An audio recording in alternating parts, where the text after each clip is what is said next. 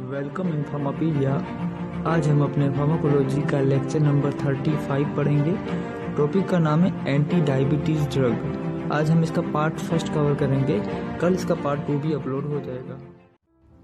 सबसे पहले हम इंट्रोडक्शन देखेंगे डायबिटीज़ के बारे में। तो अभी तक आपने दो टाइप की डायबिटीज़ के बारे में सुना होगा, एक है डायबिटीज़ इंसिपिडेंस, दूसरी है डायबिटीज़ मेलाइटस।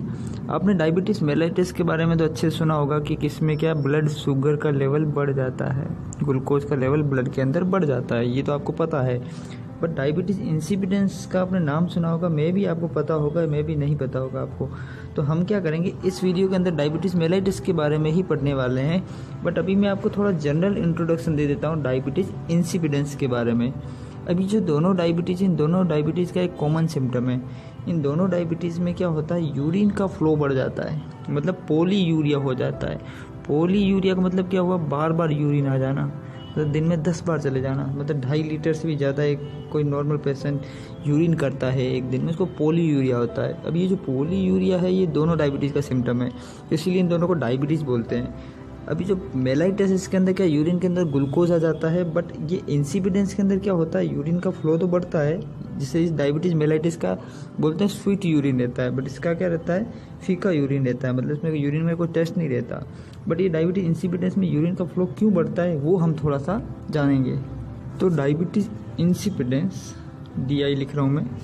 तो ये जो डायबिटीज़ इंसिपिडेंस क्या होता है, तो देखो अपने एक पिट्यूटरी ग्लैंड का जो पोस्टीरियर पार्ट है, यहाँ से दो हार्मोन रिलीज होते हैं, एक होता है ऑक्सीटोसिन, दूसरा होता है वेसोप्रेसिन।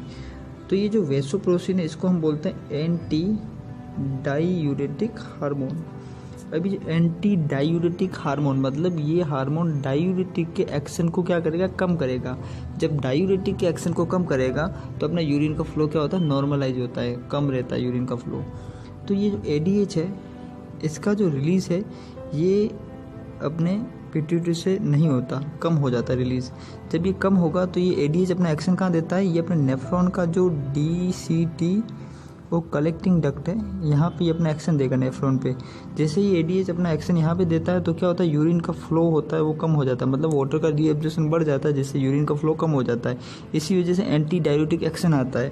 बट जब ADH यहाँ से रिलीज ही कम होगा तो ये एंटी डायूरेटिक का एक्शन नहीं आएगा। जब एंटी डायूरेटिक एक्शन नहीं आएगा तो वाटर का रीअब्जॉर्प्शन नहीं होगा, वाटर सारा यूरिन के साथ निकल जाएगा, मतलब बार बार यूरिन आएगा तो पोली यूरिया हो जाएगा। तो आपको पता चल गया कि यूरिन का फ्लो बढ़ जाता है डायबिटीज़ इंसिपिडेंस में। अभी जो डायबिटीज़ इंसिपिडेंस है, ये भी दो टाइप की होती है, एक होती है न्यूरोजेनिक होती है, एक होती है नेफ्रो होती है ना। अब देखो न्यूरोजेनिक में क्या होता है कि अपने पिट्यूटरी ग्लैंड से ही जब हार्मोन का रिलीज कम हो जाए, जिसकी वजह से यूरिन का फ्लो बढ़ जाना, मतलब पिट्यूटरी ग्लैंड ही रिलीज नहीं करी हार्मोन को, इसको बोलते हैं न्यूरोजेनिक।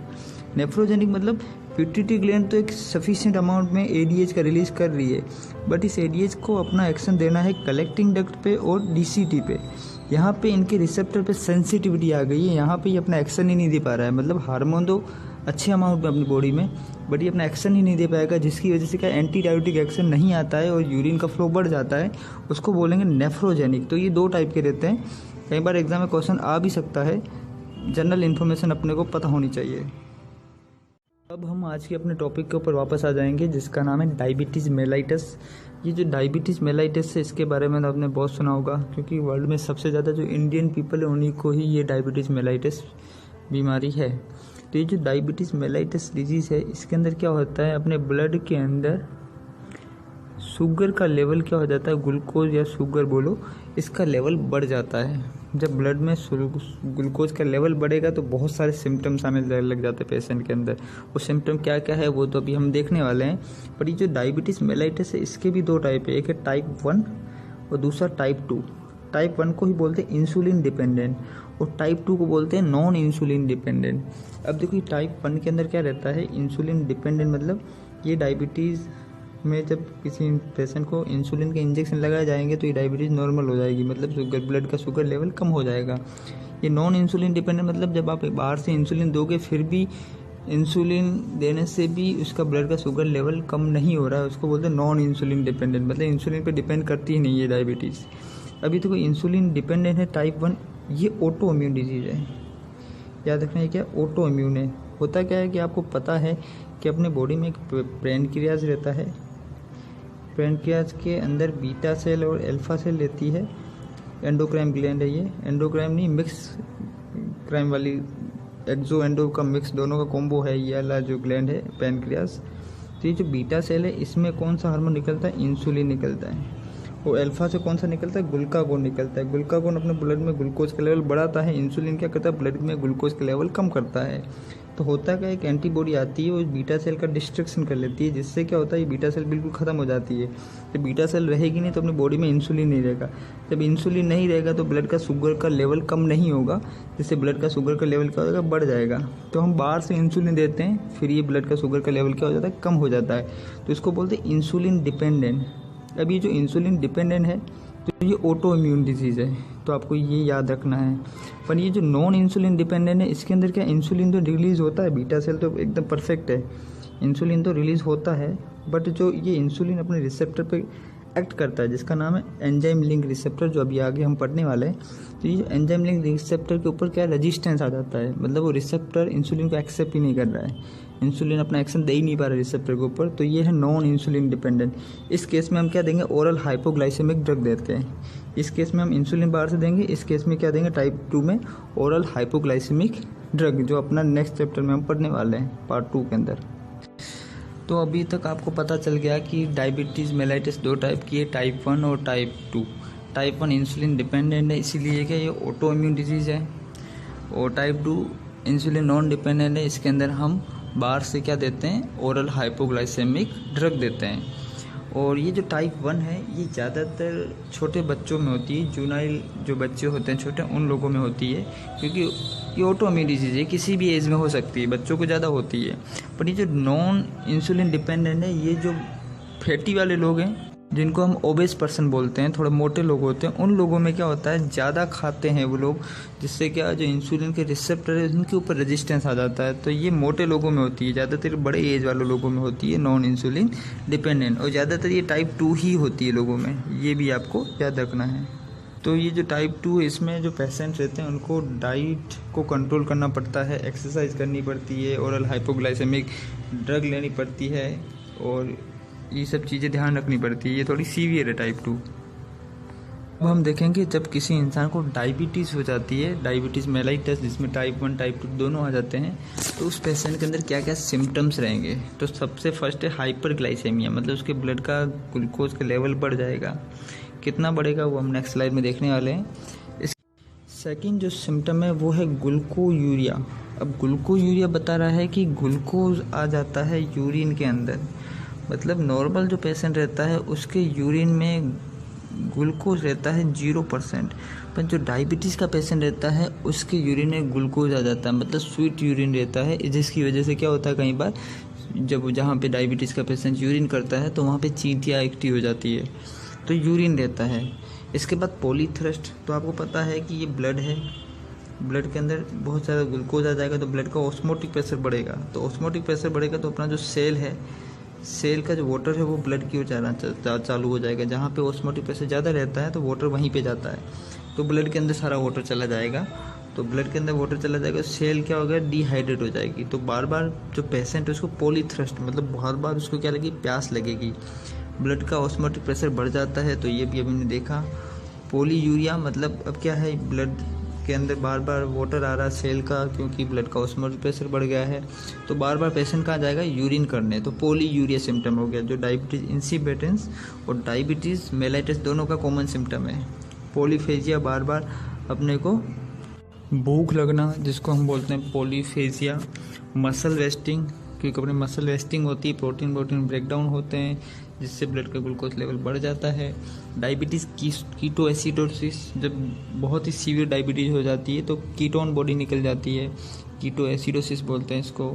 डायबिटीज़ कोमा भी हो जाता है, बहुत सारा अमोनिया बढ़ जाता है तो डायबिटीज़ कोमा भी हो जाता है। तो ये सारे सिम्टम्स है।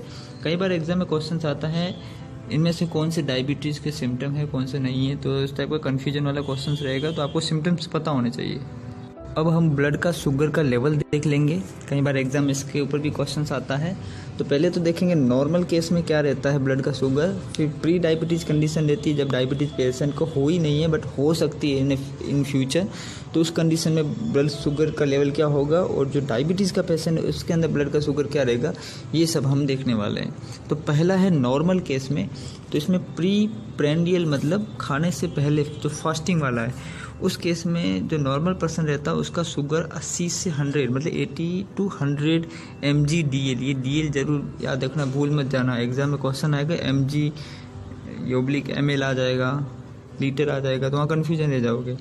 तो प्री प्रेंडियल जो भूखा इंसान जो फास्टिंग पे है उसमें 80 to 100, तो आप 80 रेंज याद रख लो।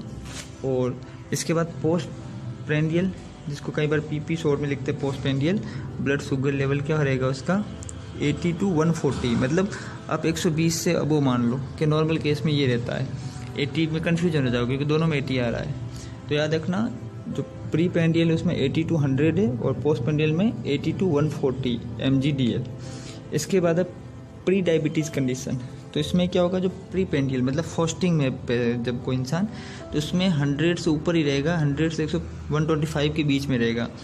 अगर उसने कुछ खाया नहीं है फिर भी उसका ग्लूकोज का लेवल क्या बढ़ा हुआ है mg DL 125। और जो पोस्ट प्रेंडियल उसमें क्या है 140 से लेके 200 mg DL मतलब 141 है से 200 mg DL रहता है। इसी तरह अब देखें डायबिटीज़ पेशेंट के अंदर क्या रहेगा, प्री पेंडियल मतलब खाली पेट है, अभी उसने खाना नहीं खाया है, फिर भी उसके अंदर 125 से ज़्यादा रहेगा ग्लूकोज का लेवल। अगर पोस्ट पेंडियल मतलब खाना खाने के बाद, तो उसके अंदर 200 mg या उससे भी ज़्यादा रहेगा। ये डायबिटीज़ पेशेंट की कंडीशन है। तो कई बार सिंपल क्वेश्चंस आते हैं, अगर आप कई बार हम भूल जाते हैं ऐसे भी क्वेश्चंस, इजी क्वेश्चन, तो आपको 1-2 बार प्रैक्टिस करोगे, एक रेंज आप याद रख लोगे तो आपको परफेक्ट याद रह जाएगा। मैंने तो इसको ऐसे याद रखा है कि मैंने 80 माना है, जो फास्टिंग में रहते हैं उन लोगों का शुगर रहता है उनसे लेस, उसका फास्टिंग वाले लोग उनका ये शुगर रहता है, और 120 रहता है खाना खाने के बाद। तो ये मैंने ये रेंज याद रख ली है आफ्टर पोस्ट पेंडियल, तो ये मैंने 120 रखी है। अब 140 मैंने कब रखी, जो डायबिटीज़ के पेशेंट रहते हैं 140 से ऊपर उनका रहता है ब्लड शुगर लेवल, ये वाले केस में प्री पेंडियल, और 200 के ऊपर रहता है पोस्ट पेंडियल। ये मैंने प्री डायबिटीज़ का इतना याद किया ही नहीं है, जो एग्जाम में पूछा ही नहीं जाता है, तो 1-2 बार आप याद करोगे तो याद हो जाएगा। अब हम इंसुलिन के बारे में थोड़ा बहुत जानेंगे। तो देखो इंसुलिन आपको पता है एक प्रोटीन है, नेचर पूछा जाए इसका तो कि प्रोटीन है क्योंकि इसके अंदर अमीनो एसिड्स रहते हैं। और दूसरा अगर इसके बारे में पूछा जाए कि ये कहाँ से रिलीज़ होता है, तो ये बीटा सेल पैनक्रियास से रिलीज़ होता है। और कई बार पूछा जाता है कि इंसुलिन का रोल क्या रहता है, तो इंसुलिन क्या करता है, ब्लड का ग्लूकोज का लेवल है वो कम करता है। कैसे करता है वो भी हम देखने वाले हैं। अभी जो इंसुलिन रिलीज़ होता है अपने बॉडी के बीटा सेल से, और ये अमीनो एसिड है, ये हमें सब पता चल गया कि ये प्रोटीन नेचर का है। एक अपना बॉडी का क्रोमोसोम रहता है जो जिसका नाम है क्रोमोसोम नंबर 12। आपको पता है अपने बॉडी में क्रोमोसोम रहते हैं, वही डीएनए के अंदर रेप्लिकेशन करते हैं, वही इनके अंदर डीएनए रहते हैं। तो क्रोमोसोम नंबर 12 है, इसका जो स्मॉल आर्म है, छोटा वाला आर्म, वो रिस्पॉन्सिबल रहता है इंसुलिन को कोड करने के लिए। तो याद रखना आपको, कई बार एग्जाम में ऐसे क्वेश्चन भी आते हैं। फिर जब इंसुलिन बनता है तो इसके बहुत सारे टाइप रहते हैं, प्रो इंसुलिन, फिर बनता है प्रो इंसुलिन। तो देखो यहाँ पे मैंने प्रो इंसुलिन का डायग्राम बनाया है। तो ये जो प्रो इंसुलिन, इसके ऊपर एक छोटी सी और पेप्टाइड चेन रहती है, तो वो पहले हट जाती है। पहले जब ये होती है इसको बोलते हैं प्रो इंसुलिन। ये हट जाएगी तो आपको इसके अंदर 3 चेन मिलेगी। ये आपको चेन मिलेगी, ए चेन मिलेगी, ये चेन बी मिलेगी, और ये सी चेन मिलेगी। तो जब सी चेन रहती है, ए रहता है और बी, इसके अंदर टोटल अमीनो एसिड 110 रहते हैं, तो इसको बोलते हैं प्रो इंसुलिन। फिर होता है क्या, थोड़ी देर बाद ये सी वाली चेन है ये हट जाती है, जिसको सी पेप्टाइड बोलते हैं। ये सी पेप्टाइड चेन क्या है, हट जाएगी, तो फिर बचेगी ये ए और बी चेन, और इनके दोनों के बीच में डाइसल्फाइड बॉन्ड रहता है इंसुलिन के। ये भी क्वेश्चन एग्जाम में आया है कि इंसुलिन के 2 चेन के बीच में कौन सा बॉन्ड रहता है, तो डाइसल्फाइड। ये इंटर और इंट्रा दोनों, देखो ये इंट्रा दोनों है, तो ये आपको याद रखना है डाइसल्फाइड बॉन्ड। और ये जो ए चेन है और बी चेन है, इन दोनों में अमीनो एसिड मिलाया जाए तो कितने अमीनो एसिड है, 51 है। क्वेश्चन आया कि एग्जाम में कि ए चेन में कितने अमीनो एसिड रहते हैं, तो 21। और बी में कितने रहेंगे 30। टोटल मिला के कितने अमीनो एसिड रहते हैं 51 अमीनो एसिड है। तो इसका मतलब ये क्या है, ये अपना प्रोटीन नेचर का रहता है। तो इंसुलिन के अंदर ए चेन और बी चेन पाई जाती है। ए चेन के अंदर 21 अमीनो एसिड, बी चेन के अंदर 30 अमीनो एसिड रहते हैं। टोटल मिला के 51 अमीनो एसिड्स रहते हैं। और ये कहाँ से रिलीज होती है, ये बीटा सेल से रिलीज होती है। अब मैं आपको थोड़ा मैकेनिज्म बताऊंगा कि इंसुलिन कैसे रिलीज होता है। तो देखो कि ये अपनी ब्लड की सेल, ब्लड की कैपिलरीज है जिसके अंदर ब्लड चल रहा है। ये ब्लड चल रहा है, ऐसे ऐसे ब्लड चल रहा है। इसके बीच में ग्लूकोज आने लग गया, ग्लूकोज का लेवल बढ़ गया, ये ग्लूकोज है। और यहाँ पे अपनी पैनक्रियाज की बीटा सेल है, ये मानो कि ये बीटा सेल है पैनक्रियाज की। अब ये जो बीटा सेल है और जितनी भी सेल होती है उन सब के ऊपर ग्लूकोज के रिसेप्टर रहते हैं, जिनको हम शॉर्ट में GLUT बोलते हैं, ग्लूकोज रिसेप्टर। तो ये जो ग्लूकोज रिसेप्टर यहाँ सेल के सरफेस के ऊपर होते हैं।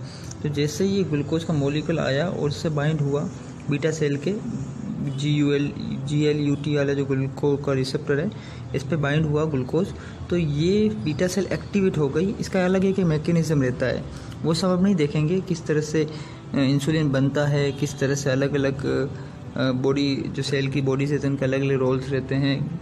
ग्लोजी बॉडी होती है और भी बहुत सारी बॉडीज रहती हैं, उन सब के रोल रहते हैं। तो फाइनली होता है कि बीटा सेल ने फाइनली इंसुलिन रिलीज कर लिया। बीटा सेल को किसने बोला कि भाई ब्लड में ग्लूकोज बढ़ गया, तो यहाँ एक रिसेप्टर था, उसने एक्टिवेट हुआ जिससे बीटा सेल ने इंसुलिन रिलीज कर लिया।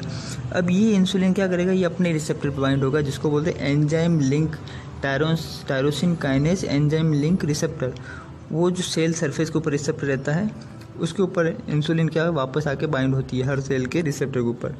वहाँ जैसे बाइंड होगी तो सेल के अंदर एक मैकेनिज्म स्टार्ट हो जाएगा जिससे क्या ग्लूकोज जितना ब्लड के अंदर है उनका यूटिलाइजेशन हो जाएगा। जैसे ग्लाइकोजन बन जाएगा, मे भी कुछ अलग प्रोटीन्स या कुछ मे भी अलग चीज़ें बन जाएगी जिससे क्या ग्लूकोज का यूटिलाइजेशन हो जाएगा। तो ब्लड में ग्लूकोज का लेवल क्या हो जाएगा, कम हो जाएगा। तो इस तरह से ये मैकेनिज्म पूरा चलता रहता है।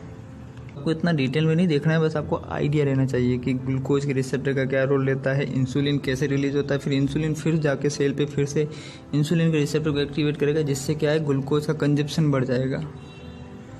तो फाइनली हमने देखा कि इंसुलिन खुद का एक रिसेप्टर रहता है जिसको बोलते हैं enzyme link tyrosine kinase receptor. ये सेल सरफेस रिसेप्टर रहता है, सेल के जस्ट ऊपर ऐसे रहता है और इसके नीचे एंजाइम रहता है। वो एंजाइम एक्टिवेट होता है जब इंसुलिन यहाँ पे बाइंड होगा, तभी एंजाइम एक्टिवेट होगा। फिर ये आगे जाके अलग अलग मैकेनिज्म स्टार्ट करता है। जैसे कौन कौन से मैकेनिज्म होते हैं वो सब मैं अभी बताऊँगा आपको। और इसी तरह ग्लूकोज के रिसेप्टर रहते हैं, बीटा सेल पे रहते हैं। बॉडी के हर सेल के ऊपर ग्लूकोज के रिसेप्टर, हर सेल के ऊपर इंसुलिन के रिसेप्टर्स रहते हैं। तो ये जो ग्लूकोज के रिसेप्टर क्या बोलते हैं, ये बताते हैं कि बाहर ब्लड के अंदर ग्लूकोज का लेवल बढ़ गया है जिससे इंसुलिन रिलीज करो। तो देखो ग्लूकोज के रिसेप्टर के बहुत सारे टाइप हैं, जैसे GLUT1, GLUT2, GLUT3 और GLUT4। ये जो T1 है ये RBC और ब्लड ब्रेन बैरियर के ऊपर पाए जाते हैं। तो इनका कोई इंसुलिन से रोल नहीं रहता है। ये जो रिसेप्टर रहते हैं डायरेक्ट ग्लूकोज का कंजप्शन करते रहते हैं। GLUT2 है, ये इंसुलिन डिपेंडेंट होते हैं। इतना डिटेल में नहीं जाना, आपको बस याद रहना चाहिए कि ये इंसुलिन डिपेंडेंट रहते हैं, लीवर और पैनक्रियाज के ऊपर रहते हैं। ये डिपेंडेंट रहते हैं, तभी तो ग्लूकोज जब इन पे बाइंड होगा तभी इंसुलिन रिलीज होगी पैनक्रियाज से। GLUT3 ये नर्व सेल और प्लेसेंटा में पाए जाते हैं, तो ये भी आप लोकेशन याद कर सकते हो। GLUT4 है, ये एडिपो टिश्यू और स्केलेटल मसल पे पाए जाते हैं। तो ये जैसे आप इंफॉर्मेशन के लिए आप याद कर सकते हो। तो अभी आपको पता चल गया कि ब्लड के अंदर ग्लूकोज का लेवल बढ़ गया, तो फिर बीटा सेल के वहाँ जाके ग्लूट रिसेप्टर, जहाँ पे बीटा कौन सा पाया जाता है, अभी हमने जस्ट देखा बीटा 2 रिसेप्टर, वहाँ पे जाके वो एक्टिवेट हुआ। वो फाइनली बीटा सेल ने क्या किया, इंसुलिन रिलीज़ किया और इंसुलिन ने फिर से सेल पे, हर सेल पे जाके एंजाइम लिंक रिसेप्टर को एक्टिवेट किया। जैसे वो रिसेप्टर एक्टिवेट हो जाता है तो अपने सेल के अंदर क्या एक्टिविटी बढ़ जाती है वो हम देखेंगे। तो देखो लीवर के अंदर जो ग्लूकोनियोजेनेसिस प्रोसेस है, जिसमें क्या होता है मसल का ब्रेकडाउन होता है जिससे नए नए ग्लूकोज के मॉलिक्यूल्स बनते हैं, तो वो प्रोसेस रुक गया। मतलब जो नए नए ग्लूकोज बनने का प्रोसेस रुक गया, तो अल्टीमेटली यहाँ से ग्लूकोज का एक सोर्स रुक गया, इनहिबिट ग्लूकोनियोजेनेसिस। तो ये आप याद रख सकते हो, इंसुलिन क्या क्या करती है, इनहिबिट ग्लूकोनियोजेनेसिस। इसके बाद स्टिमुलेट ग्लाइकोजन सिंथेसिस, मतलब ग्लाइकोजन क्या होता है, जब जो ग्लूकोज है वो ग्लाइकोजन में बन जाता है, जिसमें बहुत सारे ग्लूकोज के मॉलिक्यूल का कंजप्शन हो जाता है। इसके बीच में जो एंजाइम रहता है वो ग्लूकोनेज रहता है एंजाइम। ये सब इतना याद करने की ज़रूरत नहीं है। और इसी तरह इसके बाद जो प्रोटीन ब्रेकडाउन हो रहे हैं जिससे भी ग्लूकोज बनता है तो वो प्रोसेस भी रुक गई। इसके बाद जो प्रोटीन सिंथेसिस प्रोसेस रहती है जिसमें ग्लूकोज का कंजप्शन हो जाता है तो वो प्रोसेस बढ़ गई। तो फाइनली हो क्या रहा है, इन सब प्रोसेस से क्या हो रहा है, ग्लूकोज जो ब्लड के अंदर है वो कम हो रहा है, इंसुलिन ये काम कर रहा है। अब मैं पूछूँ ग्लूकागोन जो हार्मोन है जिसके अंदर 29 अमीनो एसिड्स रहते हैं वो क्या काम करेगा, तो वो जस्ट इसके अपोजिट काम करेगा। ग्लूकागोन का काम है ग्लूकोज का लेवल बढ़ाना, ग्लूकोनियोजेनेसिस सपोर्ट करेगा, इसको इनहिबिट करेगा, इसको इनहिबिट करेगा, इसको एक्टिवेट करेगा, इसको इनहिबिट करेगा। तो ये अकॉर्डिंग टू आप देख लेना। अब हम कुछ और इन्फॉर्मेशन जान लेते हैं। तो देखो इंसुलिन की जो हाफ लाइफ रहती है वो 5 से 7 मिनट रहती है, ये भी एग्जाम में पूछा गया है। इंसुलिन हमेशा इंटरनेशनल यूनिट के डोज में दी जाती है, तो 1 mg इक्वल टू 28 IU बोलते हैं। तो एग्ज़ाम में क्वेश्चन आ गया कि आपको कुछ 56 दे दिया, इसका मतलब कितना mg होगा, तो आप कैलकुलेट कर सकते हो। इंसुलिन का pH पूछा जाए तो आप वो भी कैलकुलेट कर सकते हो, कैलकुलेट नहीं आप बता सकते हो। इंसुलिन क्या है, एसिडिक नेचर का रहता है, मतलब इसका pH 4 रहता है। अब हम ब्लड शुगर के टेस्ट के बारे में पढ़ेंगे। जब किसी पेशेंट को डायबिटीज़ के सिम्टम आते हैं तो डॉक्टर बोलता है ब्लड ग्लूकोज का टेस्ट करा, ताकि कंफर्म हो कि भाई इसको डायबिटीज़ है कि नहीं है। तो बहुत सारे टेस्ट हैं, कुछ इंपॉर्टेंट टेस्ट है जिसके बारे में एग्ज़ाम में क्वेश्चंस आते ही है, बहुत बार क्वेश्चंस आए हैं। पहला जो टेस्ट है HB1AC ब्लड टेस्ट, ये कंफर्म बताता है कि पेशेंट को डायबिटीज़ है कि नहीं है, क्योंकि ये जो टेस्ट है ये लास्ट 2 से 3 मंथ का जो ग्लूकोज का लेवल है उसके बारे में बताता है, पेशेंट के अंदर ग्लूकोज की क्या एक्टिविटी रही है ब्लड के अंदर। तो जो HB1AC की फुल फॉर्म भी आपको पता होनी चाहिए, हीमोग्लोबिन ग्लाइकोसाइलेट, ऐसा कुछ टेस्ट का इसका नाम है। अब होता क्या है कि अपने बॉडी में हीमोग्लोबिन एक प्रोटीन रहता है RBC के अंदर, वो भी क्या है ग्लूकोज के साथ बॉन्ड बनाता है। अब वो बॉन्ड ऐसा बनाता है कि लास्ट 2-3 महीने वाली जो बॉन्डिंग एक्टिविटी वो भी पता चल जाती है। तो आपको बस इतना ही याद रखना है, नाम HbA1c, ये टेस्ट किसके रिलेटिव है तो आपको पता होना चाहिए। डायबिटीज़ का टेस्ट है, ग्लूकोज का टेस्ट है। दूसरा है इंसुलिन ऑटो एंटीबॉडीज टेस्ट। अब होता क्या है कि जब डायबिटीज़ 1 हो जाती है किसी के, क्या होता है बॉडी के अंदर बीटा सेल का डिस्ट्रक्शन हो जाता है, क्योंकि बॉडी के अंदर ही एंटीबॉडी बनी और उसने बीटा सेल का ख़त्म कर लिया, ऑटो इम्यून डिजीज़ हुई। तो जितने भी ऑटो इम्यून डिजीज़ होती है उसके लिए ऑटो एंटीबॉडी टेस्ट होता है। तो यहाँ पे इंसुलिन ऑटो एंटीबॉडी टेस्ट है, तो ये आपको पता होना चाहिए। इसके बाद सी पेप्टाइड टेस्ट। तो होता क्या है कि बॉडी के अंदर बहुत ज़्यादा सी पेप्टाइड हैं ऑलरेडी, और ये टेस्ट किया जाता है कि सी पेप्टाइड क्या है, आपको पता है इंसुलिन का ही पार्ट है, तो इसका डिटेल में नहीं जाना है। इसके बाद गॉड पोर्ट टेस्ट, ये भी डायबिटीज़ का टेस्ट है, ग्लूकोज का टेस्ट है। गॉड की फुल फॉर्म आनी चाहिए, गॉड पोर्ट की full form glucose oxidase peroxidase test. GOD मतलब ग्लूकोज ऑक्सीडेज, परऑक्सीडेज मतलब पोर्ट परऑक्सीडेज टेस्ट, तो इसके नाम आपको पता होने चाहिए। इसके बाद इंसुलिन का बायोएसे भी होता है, तो ये इसके लिए हम जो एनिमल यूज़ करते हैं लैब में वो है रैबिट है, कई बार ऐसा भी क्वेश्चन आता है। सारे टेस्ट आप याद कर लो, नाम तो याद कर ही लो, इसके अंदर क्या होता है इतना इंपॉर्टेंट नहीं जानना है अपने को, ये बायोटेक्नोलॉजी में हम पढ़ेंगे जब अपनी बायोटेक्नोलॉजी की अलग से क्लास होगी तब। हम इंसुलिन की प्रिपरेशन देखेंगे। जब किसी पेशेंट को डायबिटीज़ 1 हो जाती है जिसमें इंसुलिन डिपेंडेंट बोलते हैं, तो जिसमें क्या होता है हम इंसुलिन के इंजेक्शन लगाते हैं सबक्यूटेनियस रूट से, ये भी क्वेश्चन एग्जाम में आया हुआ है। तो जब सबक्यूटेनियस रूट से इंसुलिन के इंजेक्शन लगाए जाते हैं तो इंसुलिन की प्रिपरेशन भी तो मार्केट में बनती है। जो वो प्रिपरेशन बनती है वो कैसी प्रिपरेशन होती है उसके बारे में थोड़ा हम देख लेते हैं। तो देखो होता क्या है कि पहले तो एनिमल इंसुलिन बनी जाती थी, में हम बीफ इंसुलिन और पोर्क इंसुलिन 2 यूज़ किया करते थे। बट इस इंसुलिन का साइड इफ़ेक्ट था कि इसमें एलर्जी रिएक्शन हो जाती थी पेशेंट को, कुछ पेशेंट को सूट होती थी, कुछ को सूट नहीं होती थी। फिर हमने क्या किया कि हमने DNA टेक्नोलॉजी की हेल्प से, बायोटेक्नोलॉजी की हेल्प से हमने ह्यूमन इंसुलिन को बनाया। तो इसके बारे में आपने टेक्नोलॉजी के बारे में पढ़ा होगा, बैक्टीरिया यूज़ करते हैं, रेप्लिकेशन करते रहते हैं, फिर इंसुलिन बनती है। तो इसमें ह्यूमन इंसुलिन बनाई जिसका क्या रहता है साइड इफ़ेक्ट्स थोड़े कम रहते हैं, बट इसके अंदर भी सी पेप्टाइड प्रो इंसुलिन इसका मिक्सचर रहता है। इसके बाद इंसुलिन तो बन गई, फिर इंसुलिन के बहुत सारे टाइप आ गए, क्योंकि इंसुलिन का जो हाफ लाइफ है वो 6 से 7 मिनट है। तो हम हर 10-10 मिनट में इंजेक्शन नहीं लगा सकते। हम चाहेंगे कि एक बार इंजेक्शन लगाए तो 5-6 घंटे के लिए पेशेंट को इंसुलिन की रिक्वायरमेंट ना रहे। तो अलग अलग उसके ड्यूरेशन एक्शन पे अलग अलग टाइप की इंसुलिन आने लग गई। तो सबसे पहले हम देखेंगे शॉर्ट एक्टिंग इंसुलिन। अब ये कितने घंटे एक्शन देती है, तो ये आपको पता होना चाहिए कि ये शॉर्ट है तो मतलब 3 घंटे तो देती है मिनिमम। एडीटी में अलग अलग इसका टाइम लिखा हुआ है, तो मैं नेक्स्ट जो अपना लेक्चर आएगा उसमें मैं इसका टाइम भी बता दूंगा। अभी मैंने यहाँ टाइम नहीं लिखा है। तो ये शॉर्ट एक्टिंग इंसुलिन है। ये इसका एग्जांपल कौन सा है, ये एग्जाम में पूछते हैं। तो इसमें आती है सेमिलेनेट।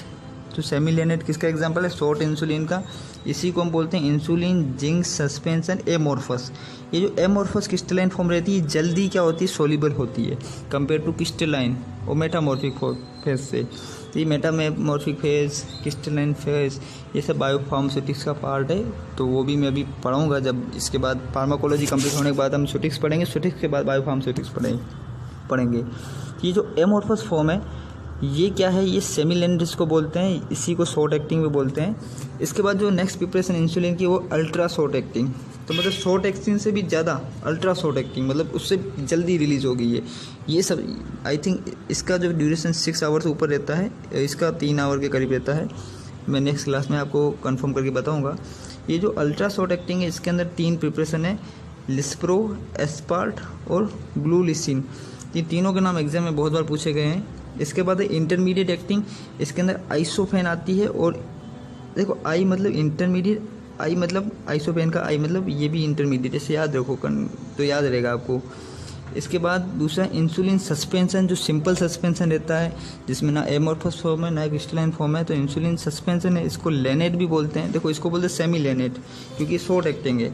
सिंपल लेनेट आगे मतलब ये इंटरमीडिएट एक्टिंग है। इसके बाद आती है लॉन्ग एक्टिंग की प्रिपरेशन। तो लॉन्ग एक्टिंग के अंदर इंसुलिन जिंक सस्पेंशन है। वो कौन सा फॉर्म है, क्रिस्टलाइन फॉर्म है। पहले वाले में एमोर्फस था, तब वो शॉर्ट एक्टिंग थी। अब लॉन्ग एक्टिंग, तो लॉन्ग एक्टिंग में क्या है, क्रिस्टलाइन फॉर्म है। तो क्रिस्टलाइन थोड़ा रिलीज होने में टाइम लगाता है, इसीलिए लॉन्ग एक्टिंग है। इसी को हम अल्ट्रा लेनेट बोलते हैं। और दूसरा प्रोटामाइन इंसुलिन भी रहता है, वो भी लॉन्ग एक्टिंग रहता है। तो ये 4-5 प्रिपरेशन है। कई बार एग्जाम में इनके बारे में क्वेश्चन आता है, जैसे लिस्प्रो कौन सी इंसुलिन है, तो अल्ट्रा शॉर्ट है। शॉर्ट एक्टिंग में कौन सी आती है, तो सेमिलेनेट बोलते हैं, इसी को एमोर्फस फॉर्म होती है। इसके बाद इंटरमीडिएट फॉर्म भी पूछते हैं, तो इसमें आइसोफेन रहती है या सिंपल लेनेट रहती है। लॉन्ग एक्टिंग में अल्ट्रा लेनेट रहती है या प्रोटामाइन इंसुलिन रहती है। लॉन्ग एक्टिंग जैसे 15-16 घंटा अपना एक्शन देती है। तो कितना ड्यूरेशन टाइम एक्शन देती है, इसके बारे में भी हम नेक्स्ट क्लास में पढ़ेंगे।